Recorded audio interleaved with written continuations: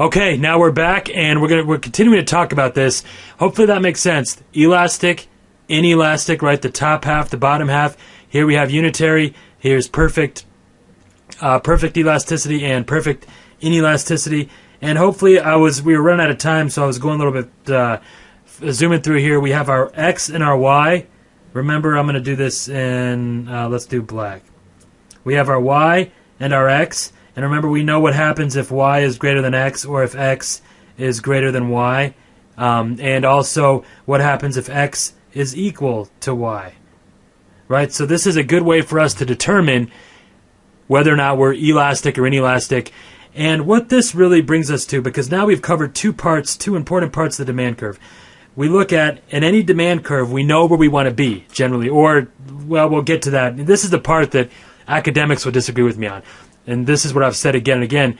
The biggest difference between what we do, what we talk about with our stuff, and what the academic approach would tell you is that our goal is to monetize this, is to use this material to actually make money.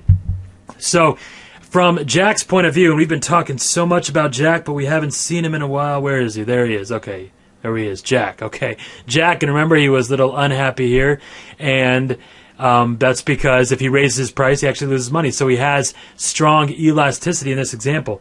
But in order for Jack, where Jack wants to be, in order for him to have inelasticity is in this bottom part of the demand curve. So already we're understanding two different parts of our, this is our acronym, we're understanding the first two parts here, the angular and the linear. We understand the angle, we're going to cover this more, and then when we understand the linear part, we want to be in the bottom half of that line. Now, let's move on and talk about the demand curve in general and some other interesting things about this and really how to start moving the demand curve. So I'll do the standard demand curve in blue. Okay, here's our demand curve. And as we've already learned, it actually extends out, but we're just looking at this segment right here. This is all we're looking at right now. Within our demand curve, here we have our price, right? This should all be getting really familiar to you. Price and quantity. Here's our origin, our 0 point here at the bottom. So here's our origin, price, quantity. And we know that if we pick any line, because basically when we have movement on the demand curve, there's two main things to consider. This is, if we pick a point here and a point here, this does not represent, this is a movement down on the demand curve, or if we started here, we could call this a movement up. So depending on where we stand, it's either a movement up or down along the curve. But this is a change in the quantity demanded. This is not a change in demand. So this is a very important concept, and that is that the change in price, which is all this represents here, right? This does represent a difference in the actual quantity demanded, but we also have a difference in the price here. A change in price is not equal to a change in demand. It is a change in the quantity demanded. But we are moving along the same curve. We're not actually moving the curve. In order for us to move the curve, we have to go one of two ways, which is basically right or left. All right? Now, as we know, right is more and left is less. But instead of just believing that or just us not examining that, let's really look at, let's illustrate that on this curve. Let's say we move to the left here, and then we'll move to the right. We'll have this in green. So here we have two changes on our graph here. This is a movement to the right, and this is a movement to the left. Let's look at what happens at a price. We'll pick a price of 10. Let's say we're going to start here. This is going to be a price of $10. Okay? Let's plot this out first here. We'll start with our kind of purple line. All right, well, that might not be purple. I don't know. I'm not sure what color that is. Let's pick that one. All right. Okay, this is the kind of purple line. Okay, we come out here, we hit this number, and then we come down, and we have a corresponding quantity, right? We're going to call this Q1. Now let's go back to our first demand line, right here at $10. We're going to start back at $10, right? We're going to come out. We're going to hit our demand curve right here along the plot that we already had. We're going to come down, and we're going to have a corresponding quantity, okay? And now, we'll start with our green. Hopefully you're moving ahead and you know where we're going with this. We come out here, we hit our demand curve here, and we come down, and we have Q3. Okay?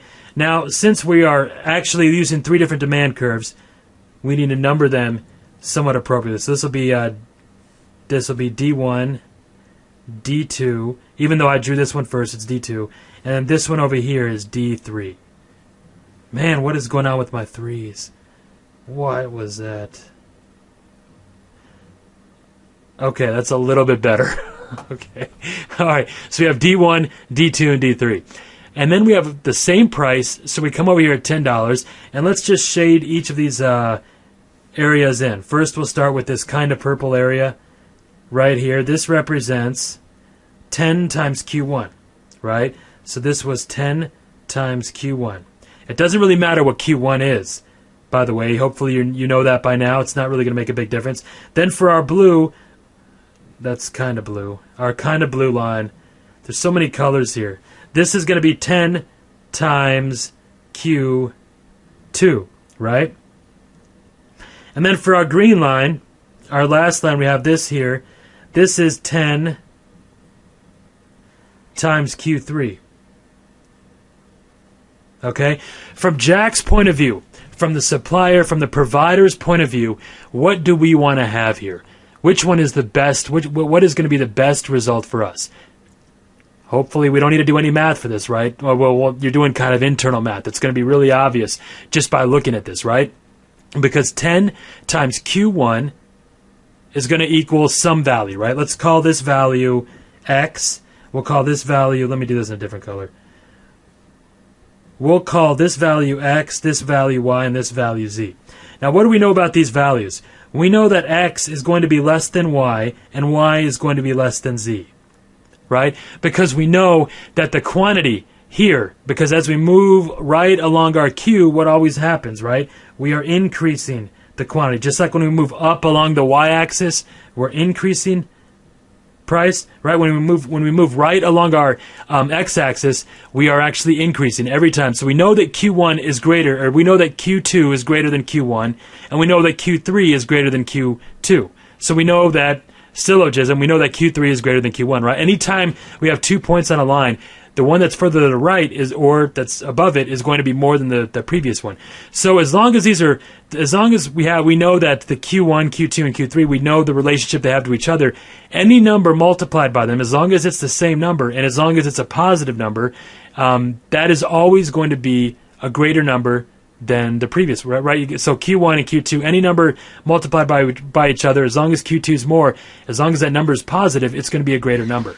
So X is greater than Y, and Y is greater than Z. So this is a fancy way, basically, and a fundamental way, so we understand it from the ground up, of understanding that as long as we move to the right, as long as we're moving our demand curve to the right here, let me represent this. As long as we're moving to the right, that is the change, generally speaking, that we're going to want to see with any demand curve that we have. So Jack is going to want to move that demand curve along the right because, and we can, instead of using 10, we can plot 20 different prices, up or down, it really doesn't matter. Because at every corresponding price, when we go out here, 1, 2, 3, we're always going to see greater profits for Jack on this demand curve that's moved over here, right? Because price times quantity. Because all we're doing is 10 times Q1, we're taking the price times the quantity. So this representation basically shows that when we want to move our demand curve to the right and what happens with that movement in demand curve.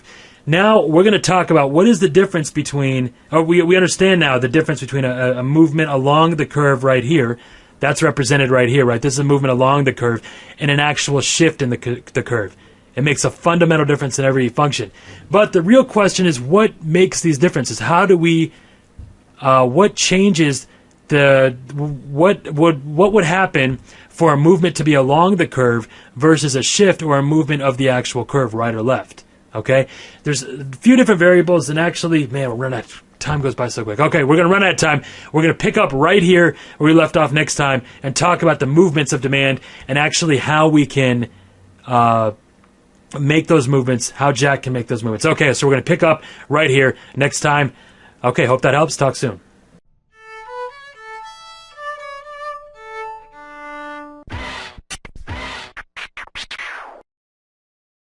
Okay, now we're back, and this is hopefully you've seen the last series in this, and this all makes sense. Looks kind of crazy. So what we have here is we understand that when we move demand to the left, right? When we move the demand curve to the left, we decrease it. Move it to the right, we increase it. The one thing we don't have here, and I'll put up in what's the color we haven't used yet? Let's do this in. Well, I'll just use black because we haven't actually used that for a curve. So let's say we use our supply line is right here. Okay, our supply curve. Okay, so this will be S1, right? So with S1, what we see is that we've got this point of equilibrium here and here and here, depending on where our demand is. So we have an equilibrium right here, we have an equilibrium there, and then we have an equilibrium right here. So these are our 3 points of equilibrium, right? Because we've already talked about this, so hopefully that's all clear. So equilibrium here is going to be matched here, here, and here. So let's number these points 1, 2, and 3.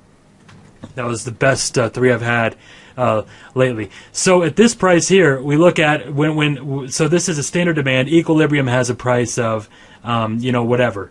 At this price, actually we have Q2 is where our price at $10 is right where we're at right here, right?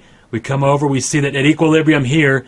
Now when we go left, when we move the demand curve to the left this way, what happens? Now look at our price. It's somewhere around 8 or 9, right? If we were to plot that out, let's call that 8. Okay? Now if we look over here, what happens? Because when we move our demand curve to the right, with our supply curve, we intersect at a higher price. And if we were to plot this out, we hit whatever that price is, let's call it 15. The 5s and the 3s are causing an issue here. 15. Right? Okay, so we've got whatever price this is. So this is 8, and that's 15. So we see that because our supply doesn't change, if we move demand, that changes our overall price, and at this price, suppliers are happier because they're making more money, and the equilibrium has actually changed. So anytime we move, this just illustrates that when we're looking at our supply line, it doesn't. We could pick one price, and buyers want more. The quantity demanded, or the actual demand itself, not just the quantity demanded. There are more units being sold at at any price we go at. There's more sold as we move to the right, but also our equilibrium price is actually higher. This is the price that buyers and sellers are going to come to. And this is the agreed upon price. Make sense? So hopefully that's clear. It's just like this. If we're looking here at our graph, we have 2 lines. We have D1 and S1. If we move this way, if we move our demand curve this way, we have a higher corresponding price, right? Because this was our previous equilibrium. This is our new one. If we move it to the left, we have a lower price. This is our new. This is our equilibrium price. Look at that. I'm getting carried away with the handwriting. Okay, so this is our equilibrium price. Look at that E. Okay. These are our different prices. So we're always going to be higher as we move to the left. Make sense? Okay, so that really gives us an idea of where we want to move the curve, and that we always want to move it. It's from Jack's point of view. Remember, Jack is in our last view, he's our supplier here. Right? When we come down to Jack. So from his point of view, he wants this demand curve to move to the right. Okay? He doesn't want it to go to the left, and assuming that supply stays the same, that's how he will, the equilibrium then comes to a higher and higher price. And also, in order for us to be inelastic, he needs to be at the bottom half of our line, right? This should be all remedial, right? So we take any line. This is what brings us to this, what we talked about briefly before, this acronym of all, A-L-L. And we're going to come, this is basically angular, linear, and lateral. This gives us an idea of what we want to do with our curve. But let's, before we get to that, let's look at what actually is going to move this demand curve. Okay, so we have 2 things that happen. We know that if we pick a point on this demand curve, let's go ahead and label our items. This is price, this is quantity, this is origin 0. If we have a movement along this curve, right, that's going to be a change in the quantity demanded. That's not really going to make a big difference to Jack, right? But what we want to do as we're looking at creating inelasticity is we want to make sure that we're moving the demand curve, and we want to move it to the right. But in general, what determines whether or not the demand curve moves to the right or to the left. Let's use some scenarios here. We'll say that we've got our supplier. In this case, we've been talking about Jack. We'll continue to name him Jack. And then we've got, let's call him, our buyer is John. Okay? John. Very beautiful handwriting there, right? John. Jack is much more eligible than John. So John is our buyer here. Jack is our supplier. Okay, so let's say that John represents all the buyers, potential buyers for Jack, and Jack is, let's say we're in he's selling TVs here. Okay, he's in the TV business, all right? So there's basically two things that are going to happen with demand. We're either going to move on some point along the curve, right? Like this, when we move from point A to point B, that's going to be a movement along the curve, right? So that's going to be, we'll put that over here. We're basically moving along, okay? And then we have an actual movement in the curve, or what we call lateral movement, right? So that would be lateral actually moving it, right? That's an actual movement of the curve. So we're actually going to see movement, and in this case, we're talking about lateral movement. So let's talk about let's say what would be an example of, how do we actually move the demand curve versus the quantity demanded. Let's say that John, and this represents John. So let's say that John gets a raise at work. Okay, if he gets a raise, he has more income, he has more money, and he goes out and buys a TV. How would we represent that here? Would that be a change along the curve, or would it be an actual lateral movement? Okay, just think about that. What did you come up with? John all of a sudden has more money to go out and buy TVs. John and the 10 million buyers he represents all get a raise, and they have enough money to go out and buy a TV. What would happen? Is that going to move the curve right or left, or is it going to move along the curve? Dink, dink, dink, dink. We're thinking, using our heads. Okay, if you said lateral movement, you're absolutely right, because that would be lateral movement, right? Let me mark that here. That would be lateral movement. Now, what about if John all of a sudden let's say he gets married. Let's say John goes out and gets married. What happens? Let's say that he gets married and him and his wife want to watch TV all day. They want to he gets a new house. Because he got married, he got a new house, and he needs to buy more TVs. Is that going to be lateral movement? Or is that going to actually be movement along the curve? That's going to be lateral movement too, right? Now, if you're wondering, why is it lateral movement and not movement along the curve? Let's say the price of, let's say that John, let's say he buys NFL stuff. He's really into the NFL stuff. And let's say the price for NFL, whatever the package is, the price for the NFL stuff, the NFL package goes up. Okay? So what happens then? That is going to be lateral movement as well, either increase or decrease. You're probably going to be a decrease because the price went up. But what we're seeing here, let's say that the actual price on TVs, there was some shortage on some good in China or wherever the televisions were made, and all of a sudden the producers, the suppliers raised the price for TVs. What's that going to be? Is that going to be a lateral movement, or is that going to move along the curve? That's going to move along the curve, right? That's going to be right here. Now, let's talk about what the difference is, because I haven't really covered that. I'm just telling you what the answer is, which is probably not the best way, but I just wanted to, because I know some of you are already putting this together. Here is the secret. If we want to move along the curve, and this is like one of the biggest secrets in all of business and pricing, if we want to move along this curve, okay, that change will be represented if there's a change in price or quantity. In other words, we have to change something on the X or Y axis. We have to change something here or here. We have to change something along this Y or along this X axis. Make sense? Because when we say, for example, that John gets married, how would we represent that here? There's no representation for that, right? How would we represent that here in quantity?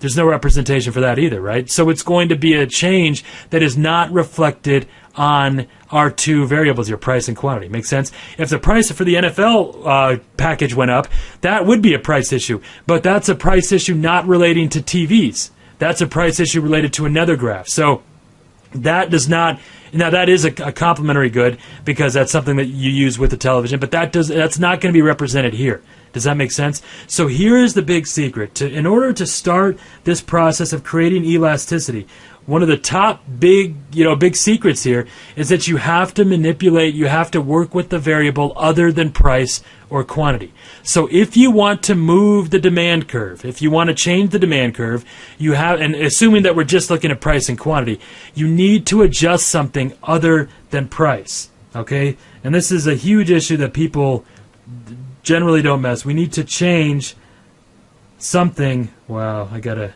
fix that. We need to change something other than price.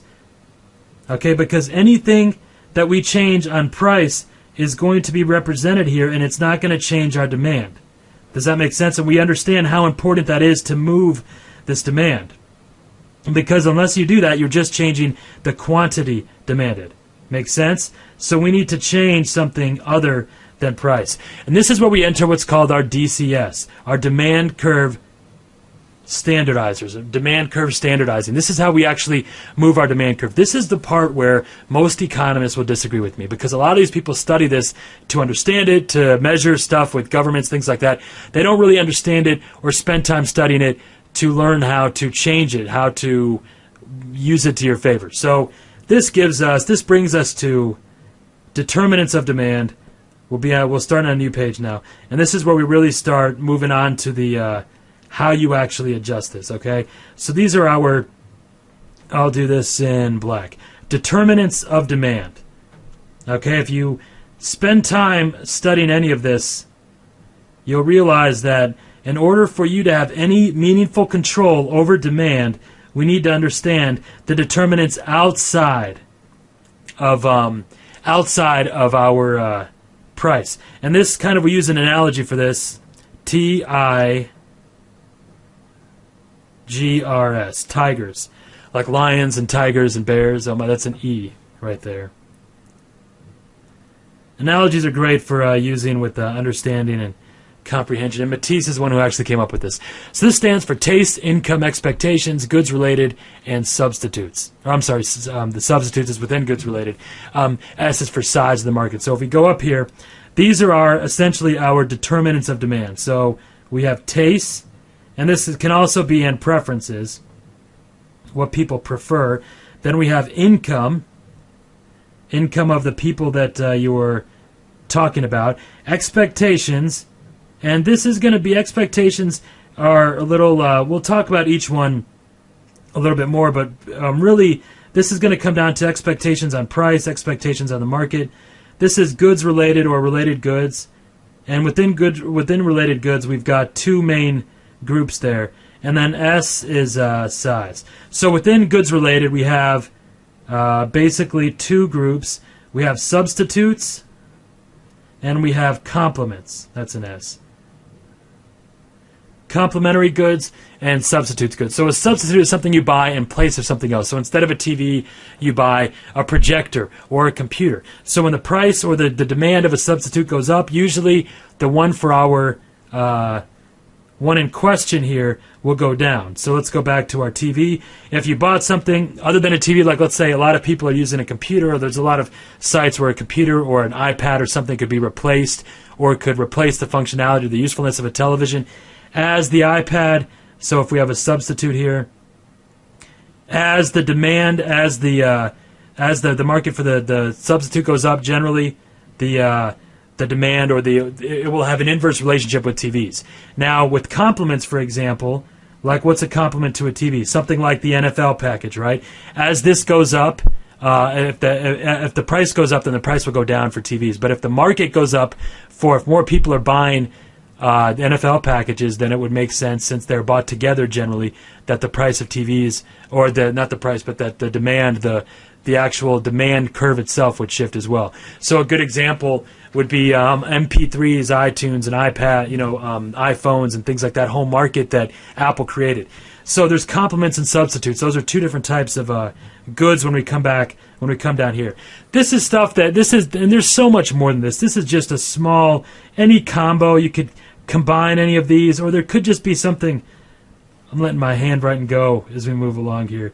It could be a combination or something outside of all of this, right? It could just be stuff happens. It could be anything, right? It could be anything can change the demand that's not represented on this graph with price.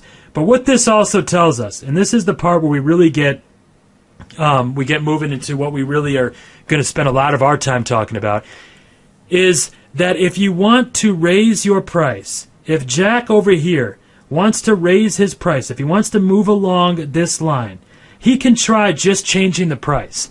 But if he does that without changing anything else, all he's going to do, we know our supply curve comes in through here, right? I'm just going to have it dotted. Okay? Because it's going to be a little... We know that if he changes his price, all he's going to do is change the quantity demanded. Does that make sense? So he's still going to have like if he just raises his price and he doesn't change. So let's say he goes from our equilibrium point here to our P1 here to P2. If he doesn't change anything, all he's going to end up with is basically a surplus, right? He's not going to sell because we're going to have the point here, right, where we're going to hit our demand curve, and we're going to hit our supply curve here. And this part here, he's going to have a surplus, so he's not really going to sell that product, right? So if in order to kind of build our elasticity, we're learning a few interesting things. And this is where our all comes in here, right? And this is, again, we're moving past the academic part and into the actual part that you guys are going to be doing with companies. When we look at the whole point of our understanding this right here, this is where when people have problems with price or they have problems with commoditizing, what happens if you don't control this, if you don't find a way to standardize this, you are going to be a commodity. And almost everyone is in this category where they're not really doing anything to differentiate themselves or to change anything about their company or their products. So they're basically always at the mercy of the market. They're just another provider. They're just another blank. There's no real specialization that happens. And this is the game they're trying to compete on, price and quantity. So anytime they're just, it's like, you think about this. How are you going to move this curve by adjusting price? It's not going to happen, right? You can move along the curve, which is what most 99% of companies do, but they don't actually move the curve. In order to move the curve, we have to adjust something other than price. Makes sense? That's the point of bringing this up. So when we talk about all here, what we're looking at is angular, linear, and lateral. So we've talked about our demand curve, right? First, we want to make sure we have the angular. Let me put this down here. First, we want to make sure that when we talk about what half do we want to be on, right? This is our midpoint. What half do we want to be on? We want to be right here, right? We've already talked about that. So that's the bottom half.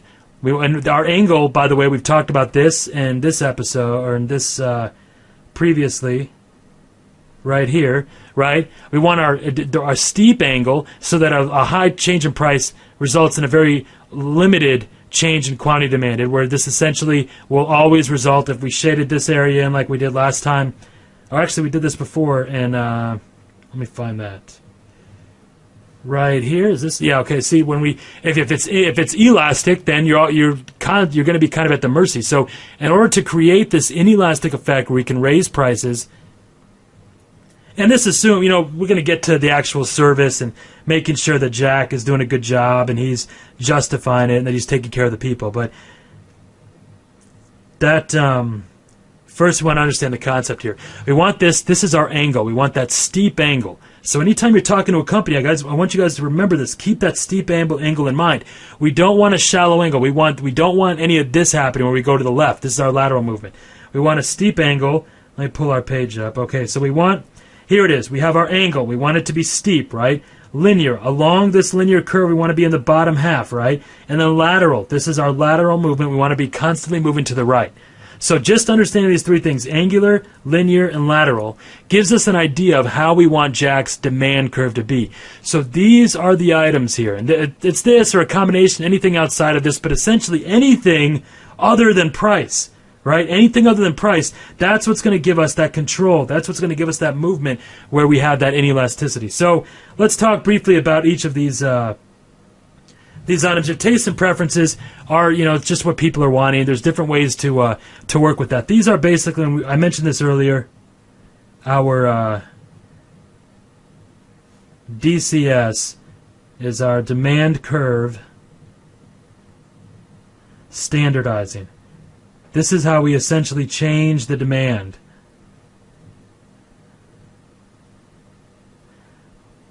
See, I know that I'm talking, I'm trying to get standardizing, so it's going to be a little tight here. Okay, standardizing.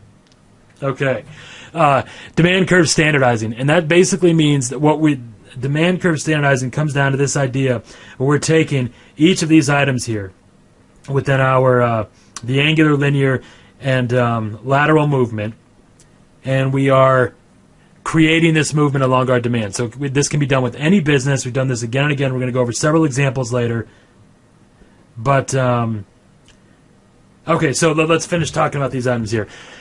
Taste and preferences of what people are wanting, essentially. These things can all be suggested. Comes down to there's a few simple ways to change any one of these or to change all of these. Income, the income of your market, not necessarily. It's not necessary. You know what? We're going to have to, I'm thinking, should we keep going? Why don't we, okay, we'll end this video, and then we'll come back up, and we'll finish this off, and we'll talk about getting the rest of these items done, and then exactly what the assignment will be from this. Okay, all right. So we'll come back up and we'll go from there.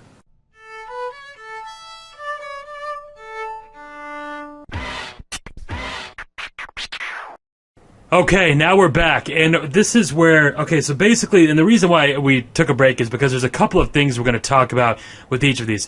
But the main thing is, with this, when we talk about demand curve standardizing, the idea here is that you can really adjust everything we're talking about. These are all adjustable, and what you're doing basically the entire time with any kind of look at that E. All right, there we go, better. With any kind of any good, any business, anything that's happening, the more that we adjust these items here, the easier and the more control you have over, let me go, that was the wrong one, this way. The more control you have over your actual demand curve, because the less important price becomes. Because we could take each of these items here that we've got right here, taste, income, expectations, goods, related goods, and size of the market, or a combination, or anything outside of that, or anything that happens. There's thousands of different variables, and we could plot them all on our graph over here. We could put each of those up here, but to make it easier, we just include price and quantity, and it's just two factors, two variables on a y and an x. We could add a z, that would come right out at you, and we could put all those other variables on here. But to make it easier, we clean it up and we just compare price and quantity. So this also, with the business, is what they're worried about, the price, the revenue. It's usually their top concern.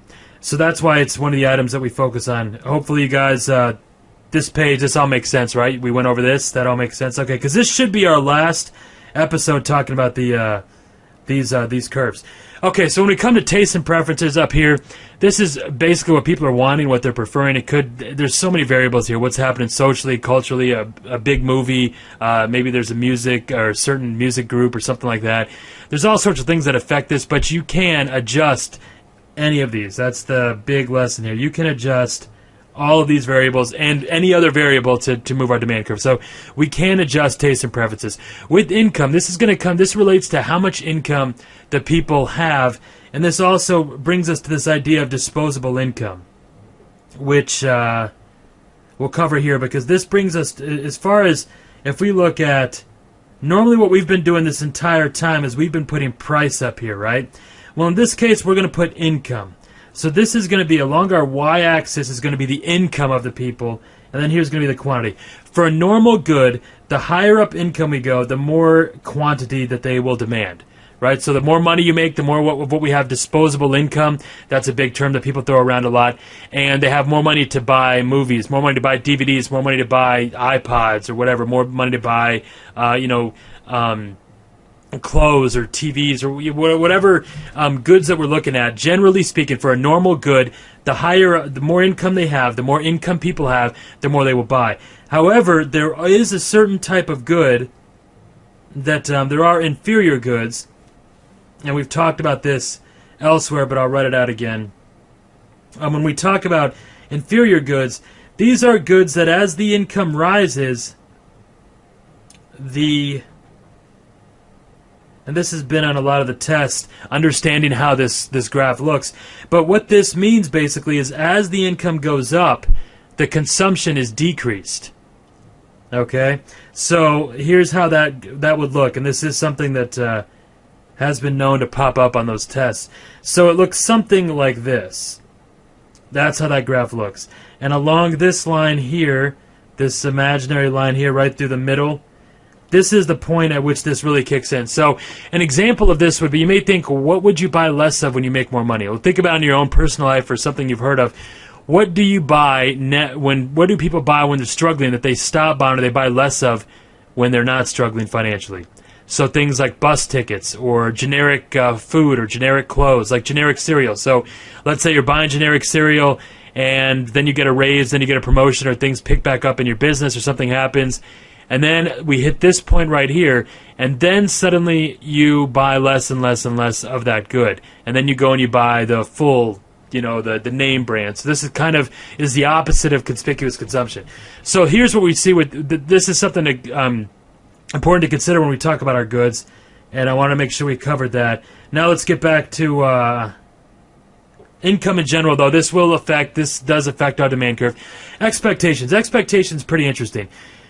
When we talk about expectation, this can relate to they expect the price of the product to go up or down. Like when a new iPod or iPad comes out, the old one, a lot of the sales, like when they broke into that kid's house, when Steve Jobs ordered that kid's house to be rated, when he had that iPhone 4. This was a while ago. But what happened, their argument was that the Apple stock suffered because when people knew that there was a new one coming out, the demand for, and there was actually demand, not just the quantity demanded, it just plummeted because they were expecting the price to go down for the old one, which was the current one at the time, and the new one was coming out. Also, expectations of their income. This is of your consumer's income to go up, like with medical school students or college students. If they expect a change in their income in the future, that can also affect our demand. Goods related. Now we have substitutes and complements. This is, let's go back to our graph here. Let me erase this, and we'll go back to our standard price and quantity. So we'll get rid of that. We'll go back with price and quantity. So generally, what's gonna, if you look at like the price of Coke or Pepsi, Coke and Pepsi are good examples. So let's say Coke's price goes up. Okay, so their price goes up. They have an increase from P1 to P2. They're going to have a change in their quantity demanded. But then if we looked at Pepsi's graph, so this would be Coke's graph, but then if we look at, let's say Pepsi is in red,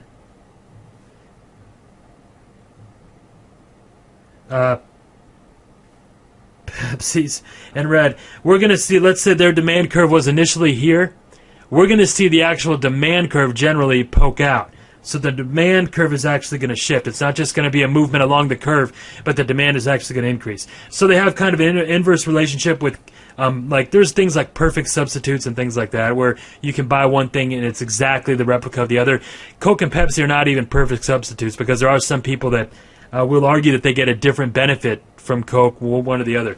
But that's just an example. Then there's complements, things that go together, like TVs and like a new house and a TV, for example. So if there's a huge change in that wouldn't even be, that would be kind of an inverse or one-way complement, because if there's a large change in the price of TVs, it's not like that's generally going to affect the price or the demand of houses. But with houses, that could have that will have generally a much bigger impact on the cost of TVs. So there's things like that, which we'll talk more about these, not so much because it's more specific towards the kind of the academic approach, which is what we'll be in. So what we're kind of moving away from after this episode. So that's here, the substitutes and complements. Now the size of the market, didn't mean to do that. This can actually be manipulated pretty easily and adjusted, where we've talked about, we're going to go over a lot of examples over this, where you take your average market and you can actually expand, double, triple your market, and people don't even know. Competitors don't even know. Another thing, by the way, with substitutes and complements, one of the things we want to do is not have when we have substitutes, that's where the consumer believes that one good is just as is equivalent to the other. We want to get rid of that perception. There's ways that we can, coming back to our graph here, there are ways that you can change that substitute mindset where you get rid of substitutes. Where that's no longer, there's no one that can, there's no, the perception, there's not a perceived substitute. There's nowhere where they can get the same benefits. There's ways to deal with that. And there should be a situation where, and we're going to go over a lot of examples in this, where the only time you have substitutes is on purpose. But this all does affect our demand curve. Now, size of the market, for example, with mattresses, someone selling mattresses, how do you work with a diet group and double, triple, quadruple your business with the diet group? When you do research and you find that the average American has 20 to 30 pounds, this is in America, the average American has 20 to 30 pounds of excess food in their intestines, and the proper respiration during sleep can reduce that by half. So just by changing the way you sleep, you can reduce your, lose about 10 to 15 pounds. Now suddenly it opens up a whole new market. So you can actually adjust the size pretty easily. And how many mattress wholesalers and mattress retailers are working with diet groups and diet stores and dietitians and nutritionists? Not very many, not any at the time that we were doing that. And that's one example. So the size is a huge issue because you can work with just adjusting the size, and that could take this demand curve and blast it way out where there's a whole new market, and in that market there is essentially no substitute because there's nobody that's providing that education or that usage, that utility for that product. So there's other ways of manipulating this and moving them back and forth and really adjusting, adjusting all. And one of the main reasons we went over all the supply and demand stuff is because to a lot of the academic people, this needs to be explained to them. And so now that it's up, we'll just send them, this and have them look at it, because this needs to be explained to them again and again and again. They have to be beat over the head with it before they understand that you can mathematically adjust any one of these, all of these, and completely eliminate nearly all, and in many cases all, elasticity in any business. Okay, so that covers that. One other thing we got to cover here with goods. So generally speaking, let me see what we've got here. Okay, so the size of the market, we talked about that. Goods related. Okay, so let's go over Veblen. This was Thorstein Veblen. This is one of our terms that we were going to talk about. Thorstein Veblen. Well, I should probably spell that neatly since it's a bizarre name. That's an E-I-N. Thorstein Veblen. V-E-B-L-E-N. These are also what's called positional goods. So this is an interesting thing. We'll do this in blue. This is where usually as the price increases, the quantity decreases, right? So this is a typical demand curve, right? It looks something like that. We've talked about this a lot, right? Let me erase these parts over here. So a typical demand curve looks something like this over here. Well, with a Veblen good or a positional good, what he found, he was the first economist credited with finding that sometimes when the price goes up, the quantity increases. The quantity demanded increases. And this is where it's kind of like that snob factor. This would be like a Rolls Royce or some sort of good like that. So this curve looks something like this. So it's kind of the opposite, somewhat of a inferior good. Well, that's a terrible curve. Let me do that again. It looks more like that. And I don't even know if this part right here is that flat, but we'll just, you guys get the idea. So we come through here, and this is our imaginary point here, this imaginary line. This is kind of the glamour factor, the conspicuous consumption factor. So a good goes up, and this line would probably be a little more like that too, but a good is going up in price, less and less. Then suddenly something happens, and as the price increases, it becomes more attractive. So like a Rolls Royce or Apple, for example. I keep using Apple because they're such a great example of so many things. But it becomes more glamorous, more attractive, and more attractive. Eventually, if you raise the price like $20 billion, so there is some limit. But there is this interesting part right here. This is really our main focus with a lot of what we do. We have 19, in our research, we've identified 19 different Veblen factors. And a good question to ask yourself with any company that you work with is, what are they doing right now to take advantage of this right here, to stimulate, to be the catalyst for this kind of a relationship, this kind of a activity. And almost nobody's doing anything. How do you raise your price and have it become a part of the attraction? There are definite ways to do that. We've isolated some. We're going to talk about them later. But for right now, I just want you to know that this curve does exist, and it's part of what's called the positional goods. And this is a special type of good. So as the price increases, quantity demand increases. Okay, I think we've got a lot of that. Covered. One thing I do want to, one final item I want to cover here, because we've been talking a lot about the demand curve, and we did get a few questions about the supply curve and the elasticity there. So let's go back here. This should be the last thing. I'll check one last time when we're done. Let's say this is our demand curve, D1. We have this down here, D1. It's already labeled. And then we have, we'll do this in blue, our supply curve, right? Wow. Okay, S1. Okay, with our supply curve, if you remember our formula, a quick way of doing that, we're going to have the same formula for determining our elasticity. So if you ever want a quick way of knowing this, I'll put it down here. We start with price, but in this case, instead of quantity demanded, just like it is for the elasticity of demand, it's quantity supplied. Okay, times, and then we have the same thing. If you ever want to know a quick way of doing this, just inverse this. So the QS is at the top, quantity supplied is at the top, price is at the bottom. Times quantity supplied over price. Okay, but that's not it, right? Because we have to measure the change. So that's it. This is it, our delta, our change. So that's the formula for calculating the elasticity of supply. Or that's one version. Another version is we just add percents, because sometimes we only have percents, right?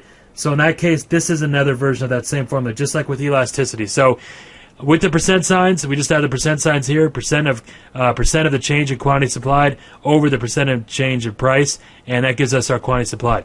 Now remember, we had 5 different types of I'll go back and pull them up so they're here. We had 5 different types of elasticity, right? Here with demand, we had perfectly inelastic, unitary elastic, I did that last time too. Unitary elasticity, elastic, and then perfectly elastic. 5. So let's start with these 2 extremes. Let's see what they look like on our supply curve. And then we'll go in, because we have 5 different variables with our supply curve as well. So here, if we look at our supply curve here, and this is going to be, if it's perfectly, well, I'll do it this way. Why don't I erase this, and we'll make it easier. So let's clear that up, and let's take a look right now. Okay, so here's our supply curve. Now, we already know from our supply curve that only one part is going to touch, generally, only one part is going to touch the X or Y. Remember with our demand curve, both parts touch the X and Y usually. But here, this is the only part that's going to touch, right? Because that part's going off into outer space. Not really, but generally it's not going to come into anywhere near our X or our Y axis. So this is the part of the line that we're concerned with right here.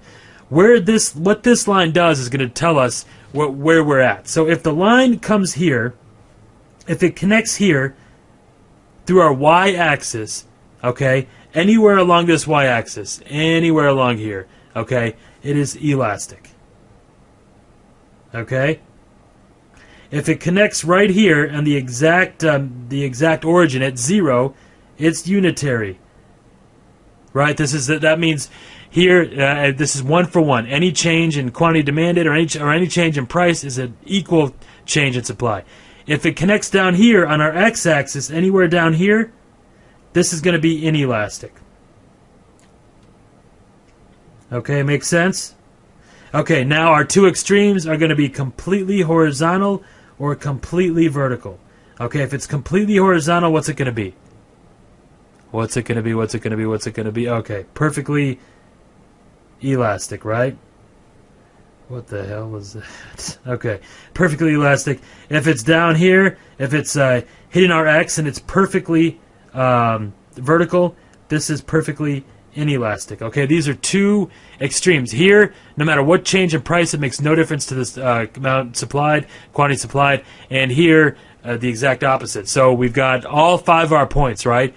perfectly inelastic, elastic, unitary elastic, unitary elasticity, inelastic, and then perfectly inelastic. Make sense? Okay, I think that covers just about everything on our items here. Okay, all these items should make sense. We've covered these in the last few. The 5 types of okay, the Veblen factors. That should be an E. I don't know who did that. Veblen factors, quantity demand and quantity supplied are elasticity curves. Demand does not equal price. The two main elasticity formulas, both for supply and demand. And now we're going to talk about, this is what we're going to really cover in the next few items here, is because the whole idea of taking what we're doing and adjusting it so where we move the demand either to the right or the left, that's where people go bonkers, and this really I really hear a lot of craziness about that, about moving the demand. But that's one of the main reasons why we're learning this stuff. Multiple factors with having a single point of those determinants of demand, adjusting any one of them or adjusting all of them at the same time. Changing demand factors, examples of singular factor demand shifts. We went over all that. Hopefully that is all clear and all makes sense. And then we've got other items. This will be the last page I'll go over, because positional goods, this is just like the Veblen curves. Okay, they got it spelled right there. Good job. HK is actually the one who came up with the DAD formula, by the way. This comes down to dialogue, audience, delivery. These are the main items when we talk about our determinants of demand, how to adjust any of them. It's any one of these items can do that. We usually start with dialogue because it's the most important. We're going to cover that more. But he's also the one who's going to get in trouble. Here he got it right, but before, VEBLIN, unbelievable. And that's conspicuous consumption, buying a fancy Mercedes, even though I personally have driven them, and I think they're a lot rougher riding than even a standard Ford. Definitely worse riding than a Cadillac, but they cost so much more, and that immediately adds some appeal to it. Inferior goods, positional goods, equilibrium, changing demand. Okay, hopefully this all makes sense. I'm going to flip through here. Okay, we covered all this, and I think that covers just about everything. Okay, so in the next series, we will refer to these items here, just so that they all make sense and they're all clear. We're gonna refer back to this, but you guys should be clear on all this. Make sure if you have any questions or anything, let us know. And also, you can go back and review those episodes as many times as you want. All right, guys, I think that does it. In the next episode, we're really going to get to the specifics of how to put this in place and how to enter the mode of business badassery. All right, guys, we'll talk soon. Thanks. Take care. Bye.